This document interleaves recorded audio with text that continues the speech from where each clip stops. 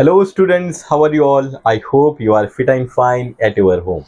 Dear students, this is the third video of the lesson number 7, that is human settlements of the standard 10th subject geography. Students, earlier we have studied about the human settlements. I have told you about already the human settlements, the early human settlements in India as well as in the world. Okay, and the reasons behind the settlement, that also I have told you earlier in the first video. In the second video we have studied the settlements in India as well as the settlements in Brazil.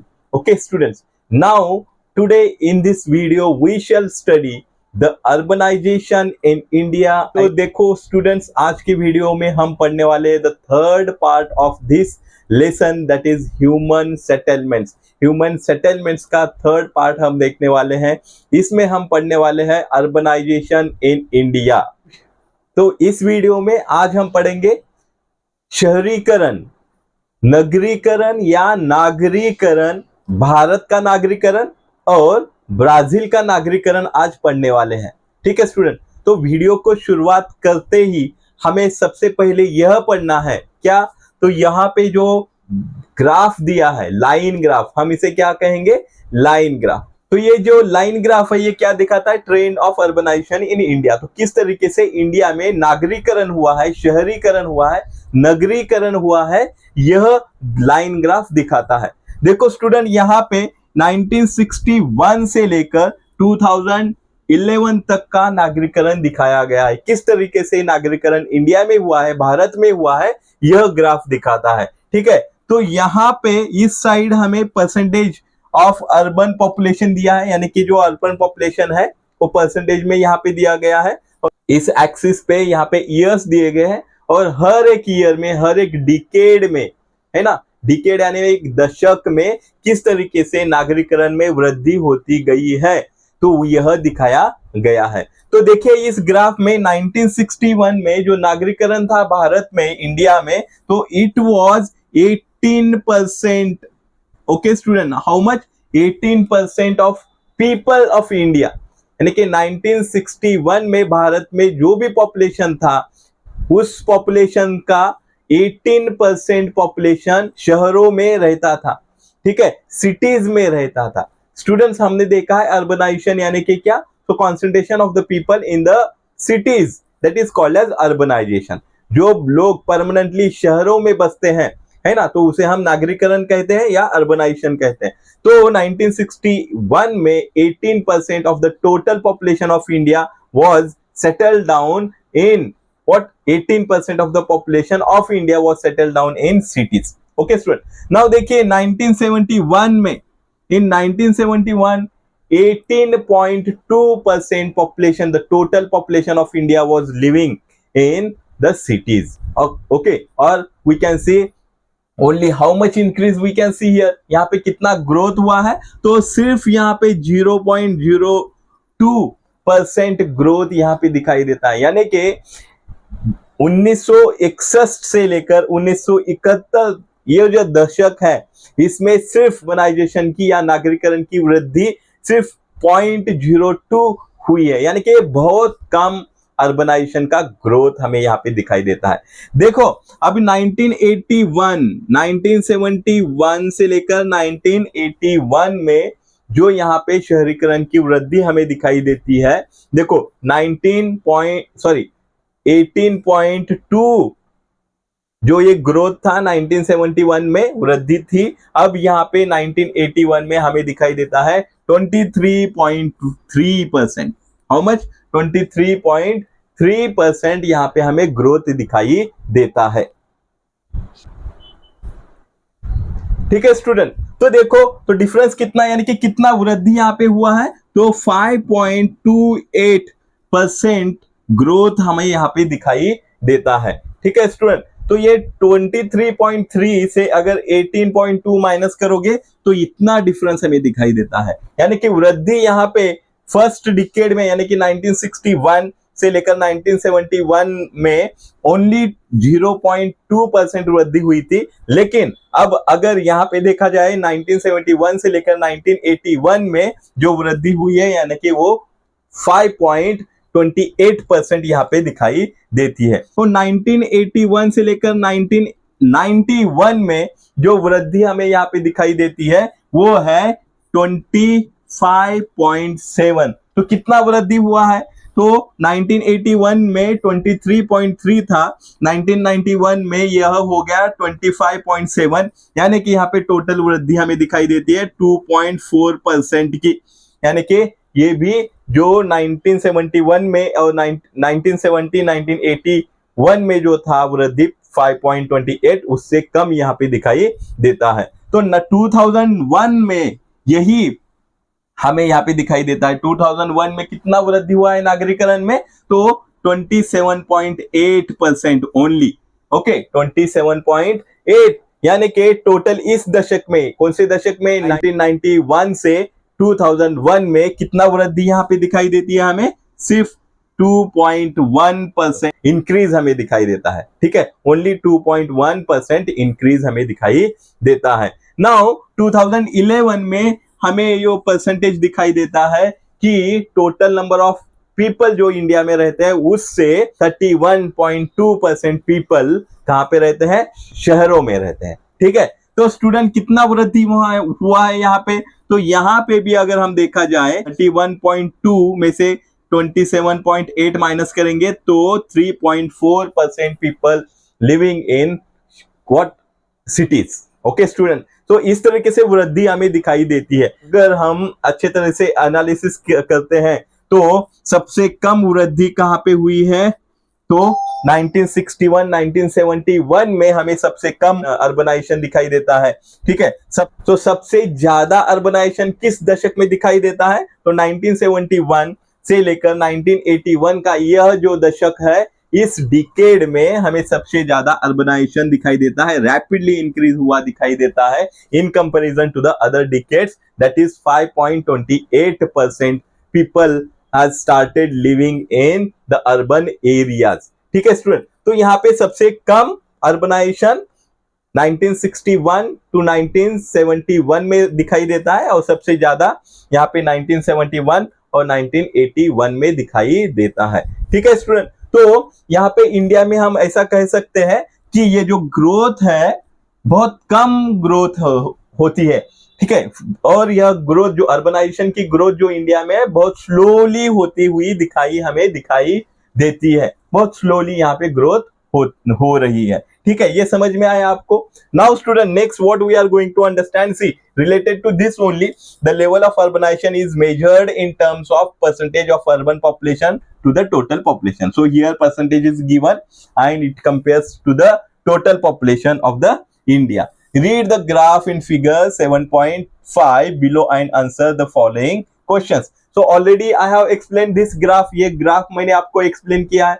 जो भी question यहाँ पे पूछे जाएंगे उसका answer आपको सही सही अभी आएगा। देखो, what was the percentage of urbanisation in 1961? तो 1961 में कितना परसेंटेज है? तो यहाँ पे मैंने आपको पहले ही बताया है कि the percentage of the urbanisation in 1961 is और was 18%. Okay student, in which decade was urbanization the highest one? So in which decade? Just now I have told you this is the lowest one. Okay, I have already told you this, in this decade, that is 1961 1971 में lowest हुआ है और सबसे ज्यादा highest किस decade में हुआ है? हाईएस्ट इस डिकेड में हमें दिखाई देता है वो है 1971 से लेकर 1981 में हमें दिखाई देता है। ठीक है, now next one, in which decade was the growth of urbanisation lowest? सबसे कम किस में दिखाई देता है? इसका आंसर भी मैंने आपको पहले ही बता दिया है कि 1961 में से लेकर 1971 का जो डिकेड है इसमें सबसे कम अर्बनाइजेशन दिखाई देता है। What influences can you draw regarding India's urbanisation after reading the graph? Student, just now I have told you, after reading this graph we can understand that the growth of urbanization in India is very slow and very low one, we can say. Okay, it is slow as well as very low one. Understood student? Have you understood this much? Very good. Now next what we are going to understand? See student, urbanization in India has been rising continuously but very slow one. Okay, continuously growth we can say, but the growth is very slow one.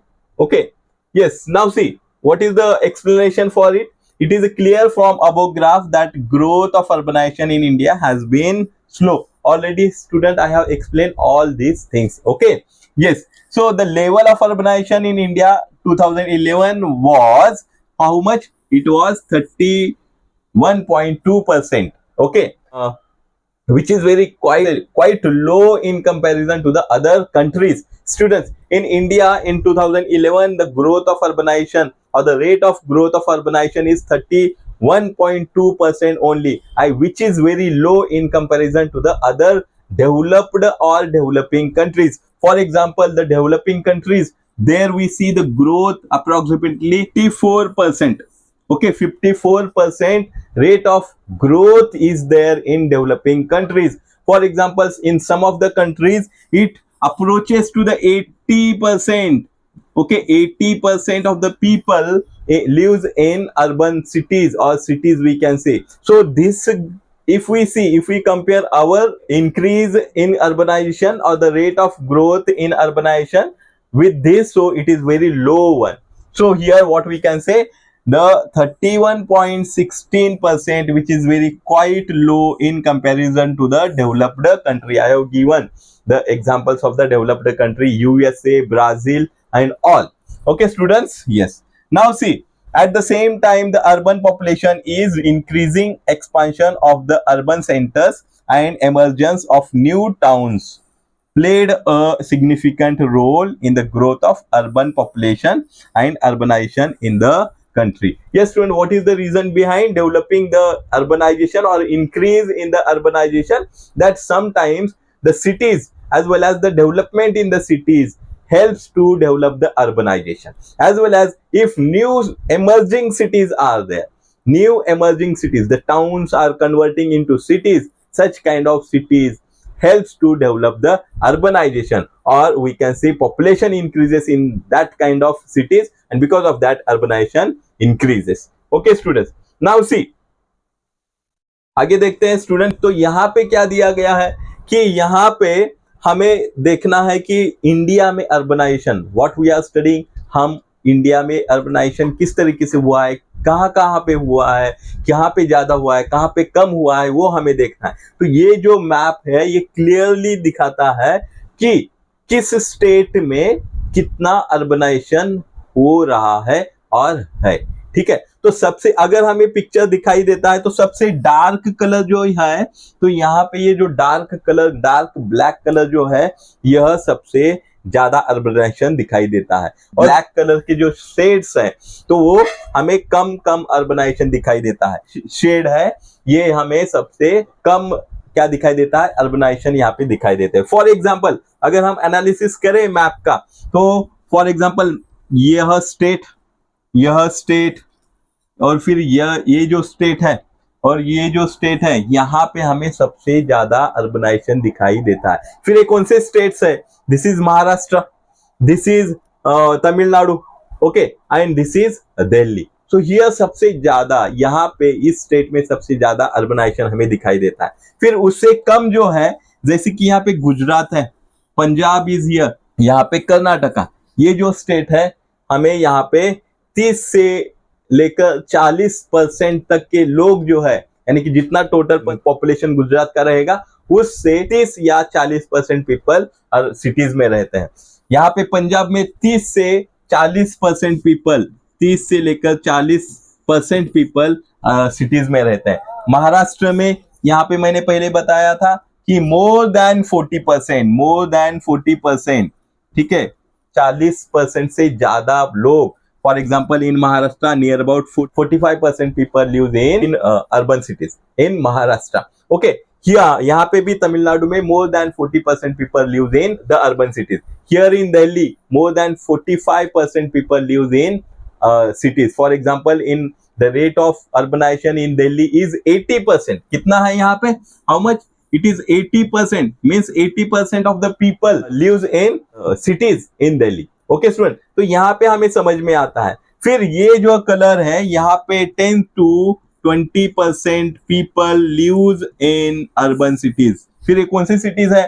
Rajasthan, this Madhya Pradesh, Uttar Pradesh, then यहाँ पे Uttarakhand, Jammu and Kashmir, Arunachal Pradesh, there's Jharkhand and Bengal, West Bengal, Chhattisgarh, Andhra Pradesh. इस cities में 10 से लेकर 20% तक लोग जो है सिटीज में रहते हैं, यानी कि बहुत लो हमें यहाँ पे रेट दिखाई देता है अर्बनाइजेशन. लास्ट जो है, जैसे कि यहाँ पे हिमाचल प्रदेश का कुछ भाग है, part of Himachal Pradesh, then Bihar is here, Odisha is here, then Assam, Nagaland, Meghalaya, Tripura. Okay, state में जो अर्बनाइजेशन का रेट है वह है less than how much? Less than 10%. 10%, less than 10% of the people lives in cities in Himachal Pradesh, Bihar, Assam, Nagaland, Meghalaya, Tripura, Odisha.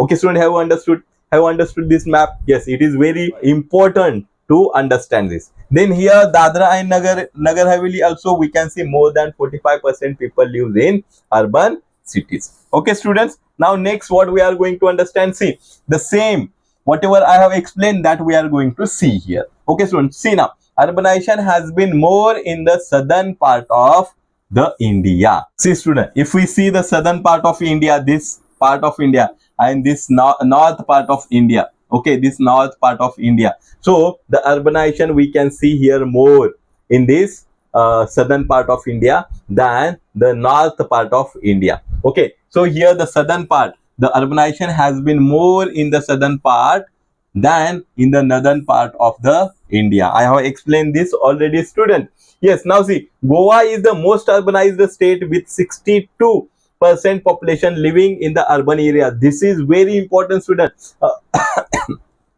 An objective type of question can be asked, which is the most urbanized state in India. So Goa is the most urbanized state in India. Otherwise, mark in map. In such kind of questions also it can be asked, mark Goa. So where is Goa? So here is Goa. Okay, and Goa is the most urbanized state in the India. And then how much people lives in urban cities in Goa? So just now I have told you 62% of the people. So total, right now the total population of Goa is 14,58,545 people is there. Okay, and here the 62% of 14,58,545 people lives in urban areas in Goa. Okay, just now I have told you 62.17 or 62 you can write. Then in rural areas in Goa only 37.83% people live in rural area in what? Goa. Now see student, Goa is a state. You have to remember this, Goa is a state. Okay, because further we are going to understand. In Delhi also 80% people lives in urban, but Delhi is a union territory. It is a union territory, it is not a state. Okay, both has its right. Union territory has its own governmental rights. In the same way, state has its own separate governmental rights. See, Delhi is more than 80% urban. Okay, urbanization we can see 80% people live in urban areas. See, the total number of the people in Delhi is 1,67,87,941. Okay, population we can see in Delhi, and 80% of this total number of population lives in the urban areas in Delhi. Okay, students. Yes. Now see, in the state of Tamil Nadu, Maharashtra, Gujarat and Kerala, urbanization is more. Already I have explained this map, student. So Maharashtra, Gujarat, then this Tamil Nadu, and this is Karnataka. In this state in southern part we can see the more urbanization. Okay, students, for example, here I have given the population of Maharashtra. Here how much is this? 11 crore 23 lakh 74,333 population is there of the Maharashtra, and in urban areas only 5.22% people live in urban areas in Maharashtra, because already I have told you more than 45%, okay, population lives in urban cities in Maharashtra. Okay, student, have you understood? So here Gujarat, Maharashtra, Kerala, Tamil Nadu, Karnataka, here we see the urbanization is more. Okay, now see Himachal Pradesh, Jammu Kashmir, Uttarakhand, Bihar, Rajasthan are some of the states with low level of urbanization. Already I have explained it to you, है ना? Jammu and Kashmir, Himachal Pradesh, Uttarakhand, Uttar Pradesh, Bihar, okay, all these eastern states, here we see the less urbanization. Okay, reason behind that, you know, the physiography and the climatic conditions. Okay, student, have you understood this much? Very good. Now, students, see student, if you like this video, so do not forget to subscribe if you are new on my channel, and do not forget to share this video to your new friends. Students, now here one of the important thing we are going to understand, that is, do you know? So some interesting fact we are going to understand. Students, India has got a long history of the urbanization. In ancient age, here in India we can see the urbanization in India. For example, some of the states are given, some of the names are given here, that explains the urbanization had been growing in Indian cities. For example, see student, the Indian subcontinent has a long history since ancient times. Since ages of the population of this country is living in river basin. I have explained it in the first video, student. If you haven't seen the first video, I will give link of that video in the I button. Click on that I button and you can watch that video, student, so that you can understand on which rivers the earlier human settlements was settled down. Now see the river basins on the plateaus and the on mountains. ठीक है student? Okay, now see यहाँ पे इंद्रप्रस्थ दिया गया है कि Asian प्राचीन काल में भी इंद्रप्रस्थ ये जो सिटी थी अर्बनाइजेशन उनमें हुआ था। इंद्रप्रस्थ यानी कि अब उसे हम दिल्ली नाम से जाना जाता है। देखो यहाँ पे इंद्रप्रस्थ दिया गया है, ये आज की दिल्ली है। ठीक है स्टूडेंट, तो उस वक्त भी अर्बनाइजेशन हो रहा था। नाउ नेक्स्ट है मिथिला। तो मिथिला ये जो है ये बिहार स्टेट में यहाँ पे स्थित थी। ठीक है, तो मैथिली और मिथिला हम उसे कहेंगे। तो मिथिला स्टेट जो था वो भी अर्बनाइज्ड हो रहा था प्राचीन काल में। Then Varanasi, this is also very important and famous city in the ancient age. In the same way, right now also Varanasi is very famous. You can see Varanasi urbanization can be seen in the olden age, that is the Asian age also we can say. Now see student, one of the important cities, two cities are there, Harappa and Mohenjo-daro. We have listened, we have learned about it a lot. So Mohenjo-daro and Harappan, both the cities were very famous for trading. Okay, we know that. So here these cities, here we can see these also the most urbanized cities in the ancient age, we can say. Ujjain and Pratishthan. So here we can see Ujjain is there in Madhya Pradesh. So this, in this city also we can see the urbanization in ancient age. Now here is the Pratishthan. So Pratishthan is the name of Aurangabad in olden days. Okay, Pratishthan. In Aurangabad or in Paitan we can see the urbanization. Okay, were the urban settlements of earlier time. तो ये जो सभी cities है, जैसे कि हरप्पा, मोहनजोदड़ो, इंद्रप्रस्थ, वाराणसी, मैथिला, उज्जैन, प्रतिष्ठान, okay, Paithan, here यहाँ पे हम अर्बनाइजेशन दिखाई देता है। ठीक है, this shows that India has a great tradition of urbanisation. ये तो यह दिखाता है कि हम प्राचीन काल से इंडिया में अर्बनाइजेशन, शहरीकरण, नागरीकरण होता आया है। ठीक है स्टूडेंट, आपको यहां तक समझ में आया? Very good. नाउ स्टूडेंट, आगे means in the next video we are going to study the urbanization in Brazil. Okay, तो ब्राजील में किस तरीके से अर्बनाइजेशन हुआ है, किस तरीके से ग्रोथ हो रहा है, ये हम अगले वीडियो में स्टडी करने वाले हैं स्टूडेंट्स। ओके स्टूडेंट, अगर आपको कुछ भी डाउट है तो आप कमेंट सेक्शन में पूछ सकते हो। ठीक है स्टूडेंट, अगर आपको जो भी मैंने आज पढ़ाया है अर्बनाइजेशन इन इंडिया जो हमने आज पढ़ा है, उसमें कुछ भी अगर डाउट रहेगा तो you can ask in the comment section. Students, आज का अगर वीडियो आपको पसंद आया होगा तो डेफिनेटली सब्सक्राइब कीजिए, आपके फ्रेंड्स को शेयर कीजिए और लाइक करना ना भूले। Thank you. Be connected for new videos.